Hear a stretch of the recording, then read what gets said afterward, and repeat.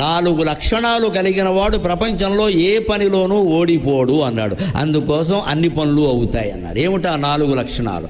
ధృతికి, దృష్టికి, మతికి, దాక్ష్యం. ఇప్పటికి కూడా ఉపయోగించేవి ఈ 4. కాగితం మీద రాసుకుని మనలో ఉన్నాయా లేదా చూసుకోవాలి. ముందు ధృతికి, ధైర్యం ఉండాలి. ప్రతిదానికి భయపడుతూ ఉంటే ఏ పని చెయ్యలేము.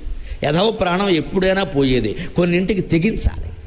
ఆ ధైర్యం లేనివాడు ఏ పని చేయరు. అన్నింటికీ భయపడతాడు. అన్నింటికీ తోడు కావాలి. ఎవరో 4 ఉండాలి. ఎవరు ఉంటారమ్మా జీవితాంతం తోడు? అంటే మనమే ధైర్యం తెచ్చుకోవాలి.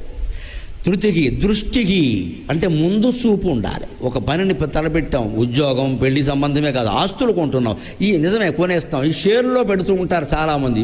దృష్టి ఉండదండి. ఇది పెరిగింది పెట్టేయి, అది తరిగింది అమ్మేయి, అంతే. ఇంకా ఈ పెరిగినప్పుడల్లా ఏదో పెట్టేసి తరిగినప్పుడల్లా అమ్మేసేవాళ్ళు ఒక ఏడాది అయ్యాక లెక్క చూసుకోండి. ఓ 10-15 లక్షలు సురేంద్రమారమణ గోవిందా